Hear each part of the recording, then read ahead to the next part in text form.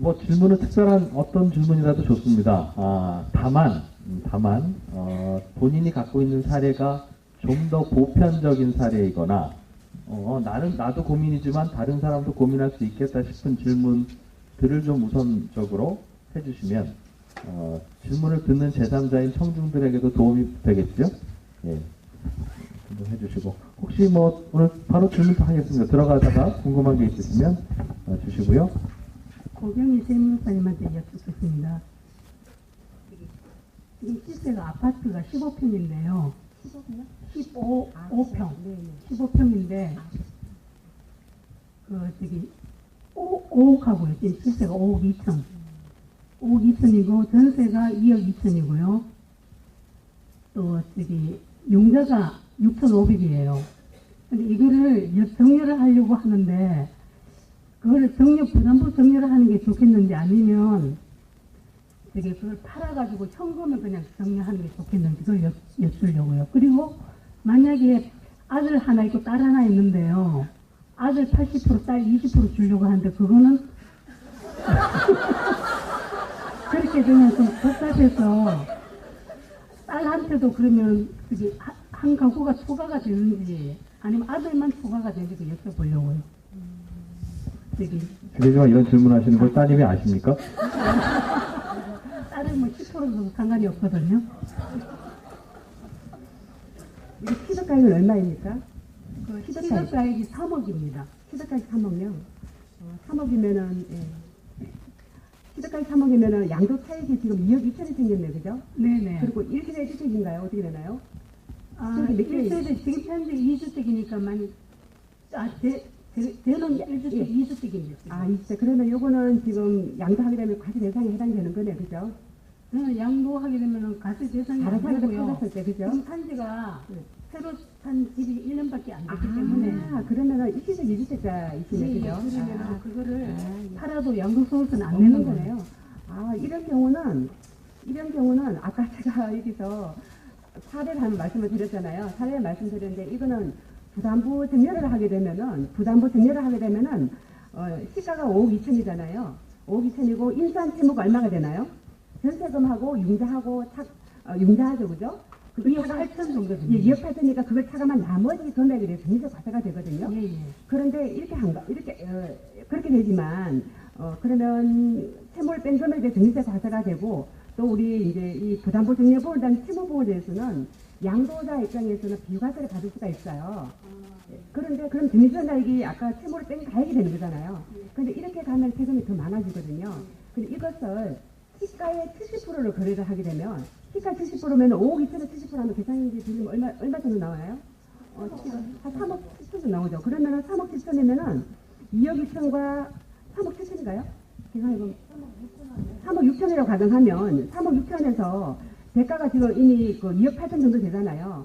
2억 8천 빼버리고 나머지 현금을 그 차익만큼만 현금을 지불하고 만약에 자녀분이 매매를 취득하게 되면은 증여세 하나도 없죠.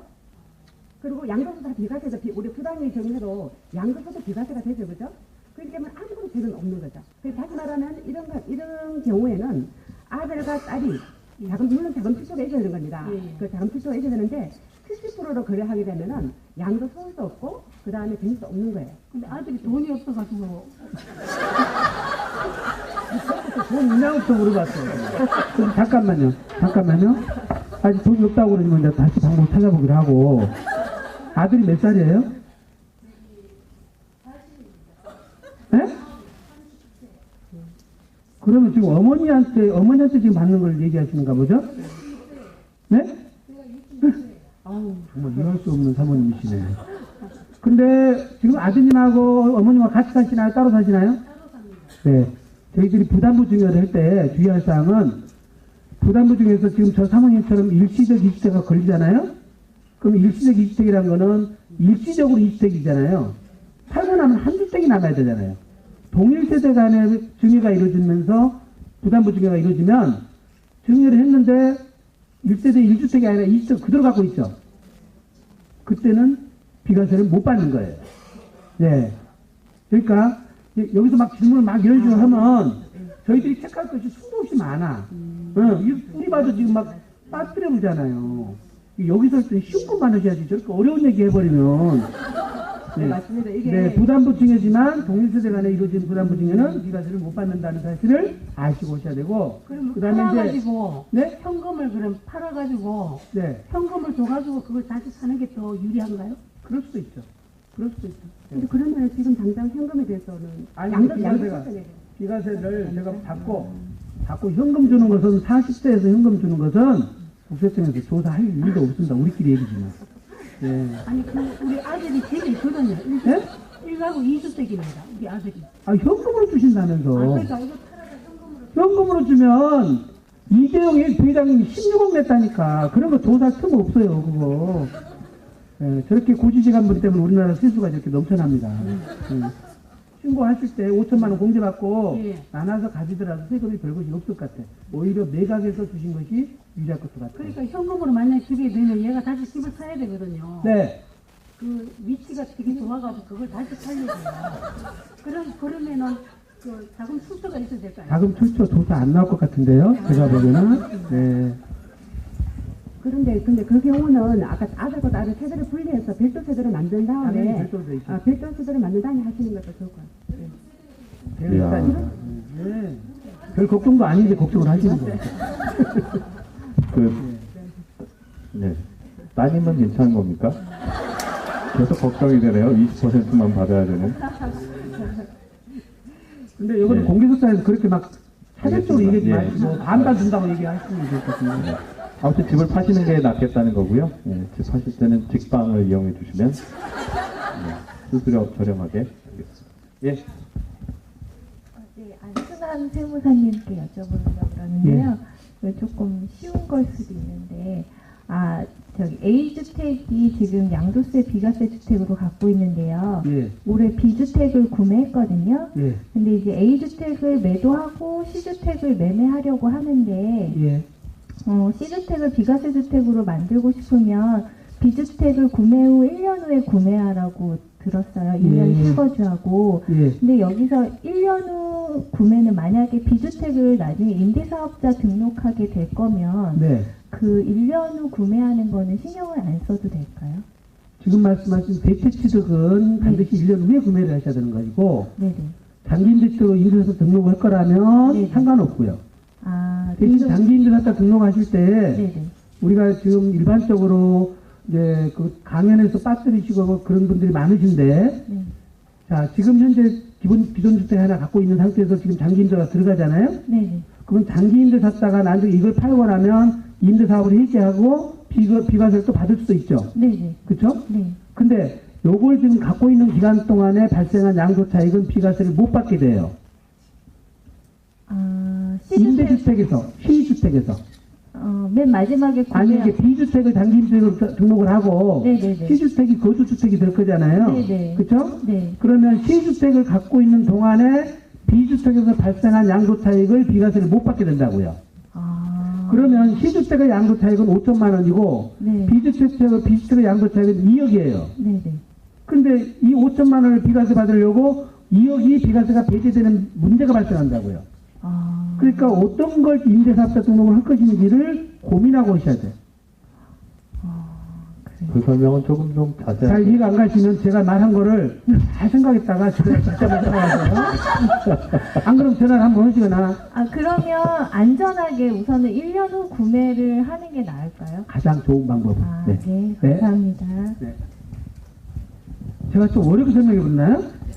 예, 세무사님께서 오늘 해주신 양도소득세와 관련해서는 우리의 주제나 관심사는 양도소득세를 괜히 과도하게 낼 필요는 없으니까 아낄 수 있는 방법이 어떤 건지 전해주시는 건데, 오늘 강의를 아까 들은 기억에 따르면 임대사업자 등록을 해서 양도세를 줄이는 게 현재 상황에서는 절세에서는 유일한 팁이고, 다만 이런저런 다른 걸로 인해서 억울한 세금 맞는 거는 다른 건 그걸 피해야 되겠습니다만, 네, 그게 두 가지 주제였던 것 같아서 임대사업자로 등록을 해서 그 세를 주는 주택에 대해서 양도소득세를 줄여보겠다고 하는 생각을 갖고 있는 분들이 주의하셔야 될 것들이 좀 있는 것 같습니다. 아까 말씀하셨듯이 6억이 넘는 거에 대한 문제도 그 강의 때 잠깐 들었던 것 같고, 저분처럼 여러 채 있는데 양도소득에 체한 차익에 대한 감세가 특정 주택에서만 발생하는 문제도 있는 것 같고요.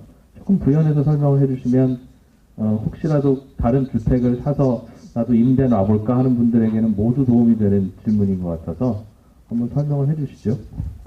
기존 주택을 갖고 있는 상태에서 1년이 지난 다음에 새로운 주택을 취득하라. 가장 좋은 중요한 조건이에요. 그 다음에 2년 보유한 상태에서 3년 안에 양도하면 되잖아요. 그쵸? 그 요건들은 다 맞춰졌는데 지금 1년 후에 취득하신 요건 때문에 아마 그러실 것 같은데 그렇다고 해서 내가 그 요건을 충족 못했다고 해서 지금 A주택을 양도한 다음에 B주택을 임대사업자로 등록이 되면 B주택과 C주택을 갖고 있는 상태에서 C주택은 최초 거주주택이기 때문에 거주기간은 취득일로부터 양도일 사이에 거주하면 상관없어요. 그런데 B와 C가 동시에 두 주택을 갖고 가잖아요. 그러면 C주택을 양도를 한 다음에 B주택을 임대를 해지하면 그것도 1세대 1주택이니까 비과세를 받을 수 있죠, 이제. 근데 이게 법을 우리끼리 이거 지랄같이 만들어놨어요. 그냥 깨끗하게 비과세를 전체 내주면 되는데 C주택을 갖고 있는 동안에 B주택과 C주택이 동시에 2주택으로 보유한 기간이 있었잖아요. 그 기간에서 발생한 B주택의 양도 차익은 비과세를 안 해줘 버린다니까. 근데 문제는 C주택은 상승폭이 낮고 B주택이 오히려 많이 올라버렸다고요. 그러려면 그런 법을 왜 만들었냐고, 저는. 왜 그런 걸 입법을 하면서 당신들 이렇게 되면 거꾸로 되니까 더 불리할 수가 있으니까 정말 전문가인 세무사한테 가서 상담받고 당신들 취재가 있으라는지 임대차 하라고 해서 해놨는데 어디도 법에 그런 말이 없어요. 일반 동네 세무사님한테 가서 상담해보시라고 이 말을 또 해주는지 안 해준다니까. 오늘이니까 여러분하고 나하고 이런 얘기도 하는 거예요, 사실은. 방송에서도 못해요. 그 말이에요, 그 말. 이해되셨죠? 예. 그래서 임대사업자 관련된 것은 다음에 또 다시 이제 뭐 문의사항이 있으면 다시 말씀드리기로 하고, 우리 중공호임대주택에서 여러분들이 이제 많이 질문하는 것 중에 토지를 오랫동안 갖고 있으신 분이 내가 건설을 해가지고 10년을 갖고 있으면 양도소득세를 면제받냐고 물어보시는 분들이 있는데, 장특공제를 해주는 중공호임대하고 100% 면제해주는 중공호임대하고 뭐가 차이가 있냐면, 장특공제를 해주는 여기는 건설과 매입이 둘 다 돼요. 근데 100% 면제해주는 거는 매입임대주택밖에 안 돼요. 결국 뭐라는 거예요? 땅을 오랫동안 갖고 있어 발생한 양도 차익에 대해서는 감면 안 해주겠다는 뜻이죠. 거기는 면제 기준으로 못 간다 이 말이에요. 예. 그러면 어떤 방법이 있습니까? 만약에 배우자 간에 일어난다면 배우자가 건설에서 취득한 다음에 남편한테 증여를 해버리는 거예요. 증여하면 그 증여로 취득한 것도 새로운 취득으로 봐요. 뭐 이런 얘기도 되는 거예요? 그런 식으로 가면 그거는 가능한 방법이 나올 수 있습니다. 이게 조금 더 깊이 있는 내용들은 우리가 공개된 장소에서 말고 한 10명이 모여서 얘기하는 게 좋을 것 같아요. 집을 한 채가 있는데 노후에 월세를 받기 위해서 집을 한 채 더 산다 이런 거 그럴 수 있지 않겠습니까? 그럼 2주택이 되거나 아니면 작은 주택 하나 더 사면 3주택이 되는데, 이분은 월세를 좀 받으려고 했던 건데 근데 나중에 이거가 양도 차익이 나올 경우에 그걸 좀 줄이기 위해서 아예 나는 임대사업자 등록을 하겠습니다 해서 두 번째, 세 번째 월세용 집을 임대사업자로 등록을 해서 묵더라도 그럼 양도세에 대해서 나는 내가 사는 집은 한 채니까 1가구 1주택 비과세가 될 거고, 빌려주는 집 두 집은 임대사업자 등록을 해놨으니 거기에 대해서도 양도세에 대해서는 혜택을 받을 텐데 나중에 나가서 혜택을 해주십시오라고 하면 내가 살고 있는 집에 대해서는 양도세 혜택을 안 준다는 뜻입니까? 아니면 거꾸로 저 임대주택에 대해서는 양도세 혜택을 안 준다는 뜻입니까? 내가 살고 있던 집을 팔았으니까 그걸 비과세 혜택 받고 끝. 네. 임대주택 중에 하나가 거주주택으로 전환할 거라는 얘기지. 그러면 그때 거주주택으로 전환할 수 있는 보유기간에 발생한 모든 것을 비과세해 주면 참 좋겠는데, 아까 앞에서 판 거주주택하고 같이 갖고 있었던 보유기간에 발생한 양도 차익을 안 해줘 버리니까 오히려 상승폭이 더 커버릴 수도 있다니까요. 근데 그게 비과세에서 배제돼 버리니 오히려 손해가 나버리지 않냐 이 말이에요. 알겠습니다. 그러면 진짜 잘 알아먹었어요. 그 월세용 주택을 임대사업자 등록해서 임대하다가는 내가 살던 집을 팔더라도 내가 그 집 들어가서 살지 말고 내 살집은 또 만들거나 일단 저거 다 판 후에 다른 집을 사야 된다는 말이네요. 이진 기자님이 계속 헷갈리고 있어요. 이거는 임대사업자들만끼리만 얘기해요. 그렇죠? 예, 안 해보면 잘 몰라. 알겠습니다. 제가 질문이 두 가지가 있는데요. 첫 번째로 인적공제를 1년에 1인당 250만 원을 해주잖아요. 네. 근데 내가 매도할 주택이 1년에 2개인 거예요. 네. 그러면 그 250만 원을 순서대로 1번 먼저 매도한 거를 순서대로 쓰는지 아니면 내가 선택해서 2번을 쓸 수 있는지 그게 궁금하고요. 네. 그 다음에 이거는 지금 일반 세율 1년이 지나서 일반 세율에 해당되는 거에서는 이게 별 차이가 없다고 들었는데 예를 들어서 1년이 안 돼서 세금이 40% 이렇게 많을 때는 이게 뭐 상관이 있다 다르다 뭐 제가 이렇게 어설프게 들은 말이 있어서 이 질문 한 가지를 드리고요. 그 다음에 제가 지금 3주택 이상 다주택자인데 토지 지역에 이제 주택을 가지고 있어요. 그러면 8일 대책 이후에 바로 중과세가 적용이 되잖아요. 예. 근데 제가 재개발 승계조합원 입주권을 가지고 있어요. 네. 승계조합원 입주권인데 그게 1년이 지나서 1년이 지난 거예요. 그러면 기존에는 일반 과세였는데 8일 대책 이후는 중과세가 적용이 되잖아요. 근데 제가 알기로는 조합원 입주권에 대해서는 중과세가 아니고 일반 세율이 지금 현재도 투기 지역이지만 그대로 적용이 된다라고 들었거든요. 네. 그게 제가 잘 알고 있는 건지. 그리고 또 예를 들어서 제가 다른 모든 주택을 다 매도를 하고 요 투기 지역에 조합원 입주권만 남았어요. 그러면 이거를 이제 비과세를 하고 싶은 거예요. 그럴 경우에 8일 대책 전에 매수한 거에 대해서는 2년 실거주 그 조항이 없잖아요. 근데 이거는 준공 후에 등기가 나면 준공 후에 이거는 재개발 입주권이기 때문에 준공 후에 등기를 한 번을 하잖아요. 그래서 실거주 2년 조건이 해당이 되는지 제가 이 세 가지가 궁금합니다. 근데 진짜 복병 만났네. 소득공제 250만 원을 어디서 빼냐는 것은 우리 세무나 시험에도 안 나오거든요, 이거는. 근데 법은 기본적으로 이런 거는 안분계산 근거로 안 만들었을 것 같아요. 먼저 파는 것 순서대로 팔았을 것 같아. 우리 김철동 세무사님, 그건 확인해 보시죠, 지금. 맞아? 내 말이? 예. 안분계산 아니니까 선택이 안 되고, 먼저 파는 것에서 먼저 공제를 하시라는 거예요. 네? 그거는 답이 되셨죠? 근데 저분처럼 저렇게 꼼꼼하게 챙기셔야 돼요. 250만 원의 세율 적으면 내가 볼 때는 세금이 한 몇십만 원 차이 날 것 같은데 이것까지 챙기시잖아요. 그렇죠. 부자될 가능성이 충분히 있으세요. 두 번째는 여러분들이 다주택 중과 규정에서 기억하실 것은 조합원 입주권과 소형주택이라는 게 또 있어요. 제가 설명을 못 드렸지만 소형주택은 중과세를 안 받아요. 이 2주택자는 소형주택을 아마 1억 이하로 해놓을 거고 3주택자에서는 기준시가 4천만 원 이하로 해놓을 것 같아요. 지금 되어 있을 것 같아요. 그러면 이 소형주택에 해당된 것들은 중과세를 안 한다. 근데 뭐가 문제냐? 조합원 입주권이나 소형주택은 이게 주택세 카운트가 돼. 지금 카운트를 시키면서 저는 중과세를 안 먹어요. 우리가 애들 말로 싸가지가 없어요. 저는 중과세를 안 맞고 남은 중과세를 먹게 하니까. 사모님 말씀하신 조합원 입주권을 먼저 팔면 그건 중과세가 안 되는 거죠. 주택세는 들어가지만. 그렇죠? 네. 근데 지금 현재 조합원 입주권을 8월 2일날 이전에 샀다고 그러셨잖아요. 그러면 다 팔고 난 다음에 요거는 내가 2년 거주 요건을 충족해야 되느냐 안 돼야 되느냐 그렇게 물으셨잖아요. 자, 8일 대책 이전에 계약하신 분들은 2년 요건을 충족을 하면 소구 입법이니까 억울할 거예요. 그러나 법은 다 일반적으로 양도 기준, 양도 시기로 다 갔어요.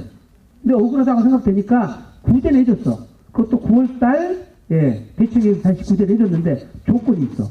그걸 취득할 때 무주택 해야 돼. 다른 주택 갖고 계셨으면 안 돼. 그래서 이명 거주 요건은 충족을 해야 될 것 같아요. 답변 되셨나요? 예, 좋은 질문 해주신 사모님 박수 한번 보내드릴까요? 네? 혹시 질문에 수정 안 되면 저한테 문자 주세요. 3가지 질문했던 사모님이라고. 네. 네, 안녕하세요. 저도 양도세 문제 여쭤보고 싶은데요. 네. 재건축 아파트를 소유하고 있는데요. 네. 대체주택으로 주택 하나를 더 구입을 했거든요. 예. 그래서 그 대체주택이 그래서 이제 먼저 그 재건축 아파트가 이제 입주를 하게 되면 네. 대체주택으로 구입했던 거를 먼저 그 재건축 아파트 입주할 때 2년 안에 팔아야 되잖아요. 네. 근데 그 대체주택으로 구입한 주택도 또 재건축 아파트예요. 네. 그래서 그 2년 안에 그 기간 안에 팔아야 되는 기간 동안에 재건축이 완성이 안 되면 지금은 그 매도가 안 되잖아요. 네. 그런 경우에는 양도세가 어떻게 되나요? 자, 기본적으로 요건이 네. 사업시행 인가일 이후에 취득하셔야 돼요. 첫 번째. 네. 두 번째, 다 맞췄어요. 대체 취득한 집에서 1년 이상 거주를 해야 돼요. 네. 네? 네. 그 세 번째는 지금 기존에 재개발 재건축하고 있는 것이 준공이 떨어지고 네. 2년 안에 이사 가서 네. 1년 이상 거주를 하고 예. 2년 안에 양도를 할 수 있으면 돼요. 네. 근데 그것을 못 맞춰버리면 네. 재개발 재건축된 것이 예. 못 맞춰버리면 대체주택으로서 인정을 못 받아요. 예. 그러니까 그 조건은 1번 그 재건축 아파트의 조건은 다 맞추는데요. 네. 뭐가 안 맞았어요? 그 대체주택으로 구입한 게 네. 이제 그러면 대체주택으로 구입한 걸 팔아야지 양도세 네, 팔아야죠. 해주잖아요. 네. 근데 그거를 팔려고 하니 아직 완공이 안 된 거예요. 이것도 또한 재건축 아파트여서. 아니 근데 2년 이상 사셨어요? 네. 사셨으면 상관없잖아요. 근데 재건축 아파트는 조합원 양도가 안 되는 상황이라서요. 지금 새로 이 법이 바뀐 이후로는. 그러면 양도를 하고 싶어도 못 하고 있는 상황이거든요. 사업시행인가일 날 주택을 취득을 했는데 네. 그게 관리처분이 떨어져가지고 조합 입주권으로 변환됐다는 말씀인가요? 그렇죠. 네. 대체주택으로 구입한 취득을 것이- 했더니 네. 근데 1년 이상 거주를 하셨잖아요. 네. 근데 지금 재개발 재건축 조합은 입주권으로 변환돼 버렸으니까 네. 지금 비과세가 안 된다고 유권에 나와 있던가요 혹시? 아니요. 그러니까 대체주택으로 구입한 거를 팔아야 되는데 그게 양도 금지가 돼 있어서 팔 금지령이 수가 없는- 떨어졌으면 네, 상황이 법에 지금 부득이한 사유에 지금 안 들어가 있을걸요? 아직 안 넣어졌는데 네. 조합원 입주권을 전면 금지시켰기 때문에 네. 그 경우는 노져야 될 것 같은데 사례가 굉장히 특이한 사례예요. 그러니까 팔고 싶어도 팔지 못하고 그러니까 지금 말씀 2년 무슨 안에 말씀인지 팔고 아는데, 싶어도 못 팔고. 예. 네. 그러면 우리가 내 의지에 상관없이 부득이한 사유로 처분이 2년 안에 못 팔게 되면 네. 뭔가 봐줘야 될 텐데 네. 현행 규정에서 제외 규정은 지금 없어요. 그러면 지금은 그런 상황이면 어떻게 해야 되죠? 팔지도 못하고 정권이 저도 바뀌어요. 세대시라고 좀 상의를 해가지고 네. 사모님은 나중에 제가 답변을 드리는 걸로 아, 예. 그렇게 좀 하겠습니다. 감사합니다. 네, 전화번호 나중에 저한테 문자로 주세요. 네. 질문했다고 이 질문. 네. 안녕하세요. 저 고경희 세무사님께 조금 일반론적인 거긴 한데 부담부 증여를 통해서 부동산을 증여를 하고 싶은데 그러니까 부담부 증여를 활용하면 절세가 된다는 얘기를 듣고 근데 그러면 은행에 가서 이제 기존에 없던 차입을 일으켜야 되면 대출을 받잖아요. 그럼 이제 은행에서 감평도 하고 하면 이제 근저당도 설정이 될 거예요. 근데 알고 봤더니 나는 공시가가 한 5억 원짜리 부동산으로 신고를 하려고 했더니 대출을 받는 과정에서 감정가가 뭐 7억이 나온다라던가 그 금액보다 더 내가 신고하려는 금액보다 은행에서 더 감평을 높게 했을 때 혹여라도 향후에 그 증여세 신고할 때 재산 가치가 그 대출에서 감정받은 금액으로 인정받을 가능성이 실무상이죠. 왜냐하면 제가 알기로는 이제 2개 이상 감정평가 법인의 평균액이 인정되는 걸로 알고 있는데 또 일선에서는 대출받을 때 조심해라 이런 얘기도 하시더라고요. 그래서 실무적으로 어떻게 진행되는지 궁금합니다. 아, 네네네. 그러니까 지금 그 증여를 하는데 긴 시간은 5억 정도밖에 되지 않는데 대출 받는 과정에서 그 은행에서 감정받은 가액이 7억이라는 뜻이죠, 그죠? 근데 보통 은행에서 감정받을 때는 보통 탁상 감정을 해서 자체적으로 감정받는 경우도 있고요. 아니면은 감정평가기관에 의뢰해서 하나만 보통 받거든요. 그러니까 하나이거나 아니면은 자신의 감정을 하는 경우가 있거든요. 그러면 지금 현재 우리 세법상으로는 잘 아시다시피 2개 이상 감정가액의 평균액만 지금 시가로 인정을 하고 있거든요.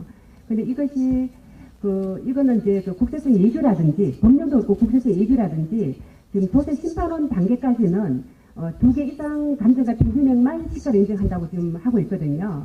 그런데 법원에서는 지금 한 개의 감정가액의 시가를 인정한다고 하고 있기 때문에 가끔씩 담당자가 또 뭐 이제 탁상 감정 경우는 아예 그거는 뭐 시가 인정이 안 되는 것이고요. 하나의 감정가액이 있다고 확인이 되면은 그거에 대해서는 뭐 소송 갔을 때는 과세 유지가 될 수도 있습니다. 그러면 안전하게 하려면 아까 말씀하신 대로 그러니까 대출을 2년 이전에 이렇게 방식으로 해야 저는 되나요? 이제 그런 경우는 아예 이제 보통 대출을 받아서 뭐 재산이 움직이는 경우는 항상 부탁을 합니다. 금융기관에. 절대로 기시가 이상으로 감정하지 말라. 아니면 자체 감정을 하라. 항상 그걸 주문을 하거든요. 그래서 그걸 맞춰주니까 대부분은 금융기관에서. 충분히 이슈는 있단 말씀이신 거네요. 그러니까 이게 10만 원까지는 보통 과세 유지를 못 하는데 소송 가면은 과세 유지할 수도 있거든요. 근데 일반적으로 거의 95% 이상, 99% 아니 95% 이상은 거의 과세가 안 할 거예요. 아마 담당자가 하나기 때문에. 네, 알겠습니다. 감사합니다. 근데 근데 내년에는 이제 일정 금액 이하인 경우는 일정 금액 이하인 거 아직 그 일정 금액이라는 게 아직 안 나왔는데 지금 입법 예고가 되어 있기로는 하나의 감정가액의 시가를 본다고 지금 입법 예고는 되어 있어요. 그 금액 얼마일지는 모르는데 내년에 다시 두고 보셔야 돼요.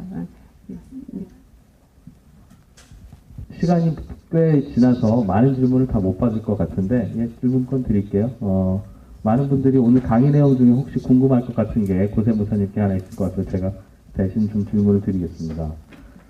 상속세 신고를 할 때 시골에서 뭐 시가 몇 억 되지도 않는 집 한 채를 그냥 땅이나 물려받고 남기고 돌아가신 분이 있으면 우리 경험 없으니까 대충 넘어가는데 오늘 알려주신 게 아무리 경험 없어도 그거 상속 신고를 해라 얼마짜리라고 그래야 나중에 자손들이 그거 팔 때 상속 신고한 그 가격으로 취득한 걸로 해서 양도차익이 적게 나온다 이 말씀 주셨잖아요. 그런데 이미 아버님이 2년 전에 돌아가신 분들도 많을 수 있을 것이고 그걸 왜 진작 얘기 안 해줬어? 라는 생각도 하실 거면 뒤늦게라도 할 수 있는 방법이 있습니까? 아니면 다음 세상에 태어났을 때나 잘해야 되는 겁니까? 일단은 그 계산 종류가 좀 계산 종류에 따라 좀 다를 수 있는데요. 일단은 아까처럼 뭐 토지라든지 이런 그냥 일반 부동산 있잖아요. 그러니까 매매 사례가이 없는 것들 있죠. 매매 사례가이 적용할 수 없는 것들은 사실은 그거는 유사 매매 사례가 없기 때문에 이제 소급해서 감정을 해야 되거든요. 신고기한에 신고를 안 해버리면은. 근데 소급 감정을 아까 말씀하셨듯이 부분까지 가야만 인정을 받잖아요. 그거는 사실은 소송까지 갈 생각하고 할 수가 있는 것이고, 그런데 이제 그거 말고 아파트라든지 또는 이제 집단 상가라든지 그런 것들 있죠. 유사 매매 사례가 있는 것들 있죠, 그죠? 그런 것들은 아까 그 신고 기한 내에 신고를 안 해버리고 그냥 놓쳐버린 것들 있죠. 그런 것들은 지금이라도 양도소 신고할 때 유사 매매 사례가 있어 아파트 같은 게 있죠, 그죠? 아파트 같은 유사 매매 사례가 이걸 확인해서 그것을 이제 그 취득가를 넣으면은 인정해주고 있습니다. 저 같은 경우는 얼마 전에 이런 경우가 있었어요. 이제 명동에 있는 수입상가를 가지고 있던 분이 배우자가 사망해서 상속을 받았는데 그게 이제 집단상가가 되다 보니까 빈시가가 얼마냐면 한 3천만 원도 안 돼요. 그게 3천만 원도 안 되는 그 명동의 상가를 상속을 받았는데 신고를 안 해버린 거예요. 왜? 5억까지가 안 되니까. 그런데 그걸 2억 8천이니까 팔았어요. 그러면 팔게 되면 양도세 얼마가 되는 겁니까? 2억 8천에서 3천만 취득하게 되잖아. 그죠? 세무조에는 3천만 결정을 해놨더라고요. 근데 제가 그 수입상가가 집단상가가 되다 보니까 그게 한 2년도 훨씬 넘었죠. 상속받은 지가. 그래서 그 상가를 전부 다 뒤져서 제가 다 뒤져갖고 유사 매매 사례가 찾아냈어요. 찾아내니까 거기서 취득가액이 양도금이 더 높은 거예요. 그 당시에. 그래서 양도 차선에 발생돼서 신고를 해놨습니다. 했는데 제가 얼마 전에 거기서 세무서에서 신고 시인됐다고 이제 인정을 받았어요. 신고 시인. 다시 말하면은 아까처럼 그 유사 매매 사례가 있는 것들은 상속 신고 기한에 그 신고를 넣어버린 것들도 지검에서 소급해서 양도소 신고할 때 그게 인정 찾아서 신고할 수가 있다는 뜻입니다. 제대로 하려면 돌아가신 지 얼마 안에 해야 돼요?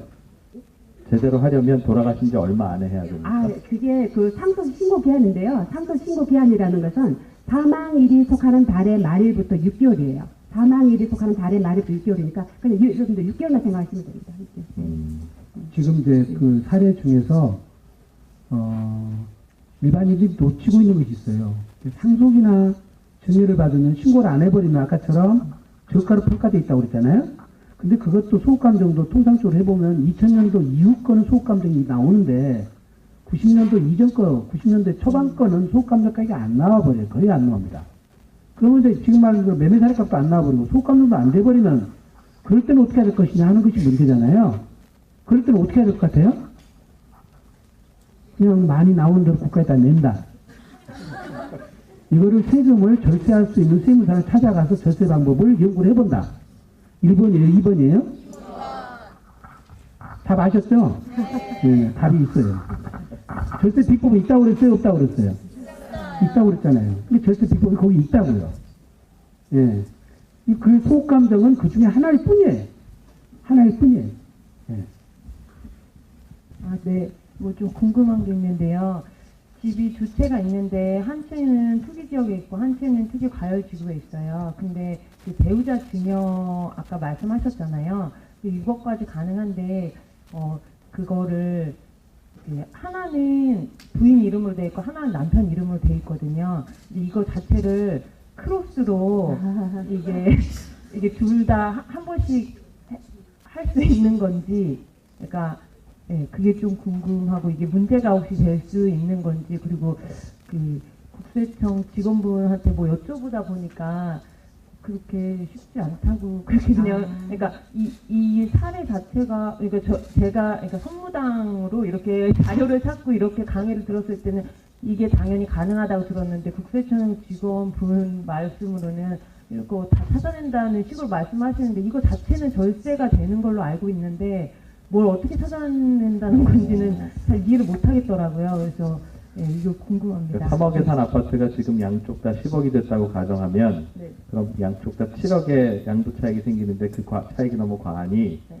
남편 아파트는 아내에게, 아내 아파트는 남편에게 6억이나 7억에 서로 주고받는 걸로 하면 나중에 10억에 팔 때 그 차익이 줄어드니까 네. 감사하지 않습니까? 이 질문이죠? 네네네. 되게 궁금하네요. 네, 그 제가 답변 드리겠습니다. 그거는 원래 그 아까 정리재산 공제 6억까지 받을 수가 있잖아요. 그런데 반드시 그 정리재산 공제는 받는 거는 수송자 기준이고요. 그다음에 수송자가 거주자가 돼야 되는데 거주자가 돼야 되는 것이고요. 그래서 원칙적으로는 상대방 그러니까 남편도 아내로부터 6억을 받을 수가 있고 아내도 남편도 아내도 6억을 받을 수 있고 아내도 남편도 6억을 받을 수가 있어요.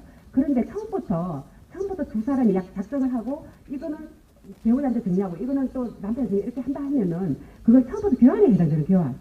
교환으로 동시에 이 시행이 되면은 교환으로 볼 수가 있는 거예요. 근데 교환은 뭐예요? 교환은 유상 양도가 되잖아요. 그럼 두 개 다 양도소 과세가 될 수가 있어요. 그래서 이번에 그런 질문 되게 많이 받았는데요. 그래서 제가 그랬어요. 동시에 하지 말고 하나 해놓고 시간을 텀을 버려서 한 달이나 두 달 있다가 또 다시 또 다른 걸 상대방 증여하라. 그러면 국세청이 그거를 뭐 교환으로 볼 수가 없잖아, 그죠? 난 순수하게 저 당시에 내가 부인한테 정리했고, 내가 정리받았는데 또 나한테 했고, 나한테 또 정리했다. 이렇게 하면 되는 거죠. 근데 그게 동시에 시행해버리면은 교환으로 볼 수가 있는 거예요, 교환으로. 사실 한두 달 차이는 좀 위험해요. 그러니까 지금 뭐가 그렇게 급하세요? 아니, 1년이나 2년 후에 오면은 감쪽 같을 텐데, 우리끼리 얘기지만, 그죠? 제가 안 그래도 영 급하면은 한 달에도 텀을 막 급하다고 그러는 거예요. 며칠 만에 할 수 있느냐고 묻다. 며칠이 절대로 안 된다. 영 급하면 정말 한 달에 후회라도 하라고. 제가 보니까 사모님 급하지도 않아요. 천천히 하세요. 예.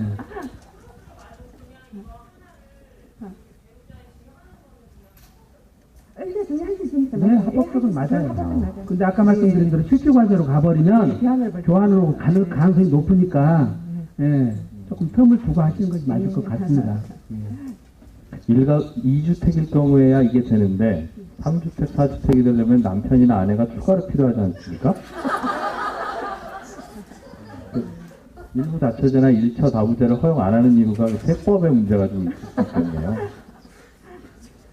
4주택 중과 규정 피하는 방법 지난번에 팔려보셨죠? 부부간에 이혼한다.